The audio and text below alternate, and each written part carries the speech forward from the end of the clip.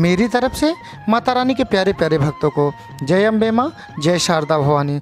दोस्तों, आपने अपने घरों में देखा होगा कि हमारी माताएं घरों में भगवान शालिग्राम और माँ तुलसी का विवाह करते हैं। आखिर भगवान शालिग्राम और माँ तुलसी का विवाह क्यों किया जाता है तथा भगवान विष्णु को भगवान शालिग्राम का रूप कैसे मिला, आइए आज की इस वीडियो में हम यही जानते हैं। दोस्तों, आपने यह गौर किया होगा कि भगवान विष्णु को कई स्थानों में काले पत्थर के रूप में पूजा जाता है। यही नहीं, भगवान सत्यनारायण की पूजा के समय पंडित जी एक काला पत्थर साथ में रखते हैं जो विष्णु जी की मूर्ति के पास रखा जाता है और फिर पूजा शुरू की जाती है। इस पत्थर को भगवान शालिग्राम के नाम से जाना जाता है। यह श्राप इतना शक्तिशाली था जिसने भगवान विष्णु को पत्थर में बदल दिया। यह उन्हें स्वीकार करना पड़ा क्योंकि यह उनकी सबसे प्रिय भक्त वृंदा ने उन्हें दिया था। यह शालिग्राम पत्थर केवल गंडकी नदी के तट पर ही पाया जाता है। यह आमतौर पर काले रंग का ही होता है। जो कोई भी यह शालिग्राम पत्थर अपने घर में रखता है उसे पूजा पाठ और साफ सफाई का विशेष ध्यान देना पड़ता है।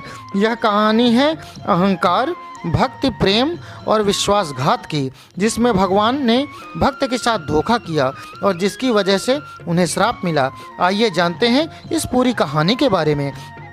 एक समय जालंधर नाम का एक पराक्रमी असुर था जो शिव की तीसरी आंख से उत्पन्न हुआ था। यही कारण था कि वह अत्यंत शक्तिशाली योद्धा था। इसका विवाह वृंदा नाम की कन्या से हुआ। वृंदा भगवान विष्णु की परम भक्त थी। इसके पतिव्रत धर्म के कारण जालंधर अजेय हो गया था। इसने एक युद्ध में भगवान शिव को भी पराजित कर दिया। अपने अजेय होने पर इसे अभिमान हो गया और स्वर्ग के देवताओं को परेशान करने लगा।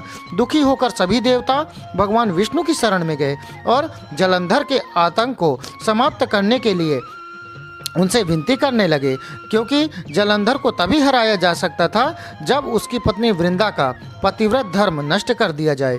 एक असुर की बेटी और पत्नी होने के बावजूद भी वह भगवान विष्णु की भक्त थी।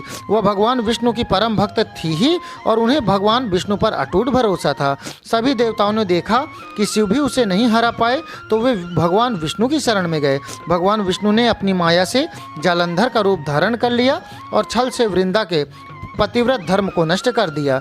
इससे जालंधर की शक्ति क्षीण हो गई और वह युद्ध में मारा गया।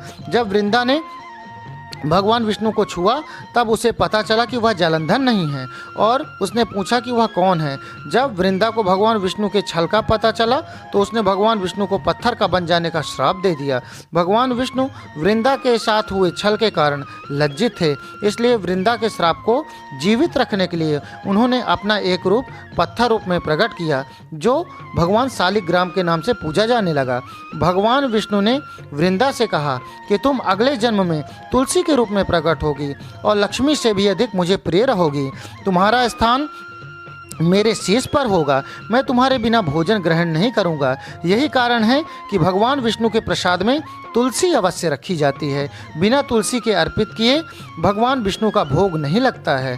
वृंदा के राख से तुलसी का पौधा निकला। वृंदा की मर्यादा और पवित्रता को बनाए रखने के लिए देवताओं ने भगवान विष्णु के शालिग्राम स्वरूप का विवाह तुलसी जी से करवाया।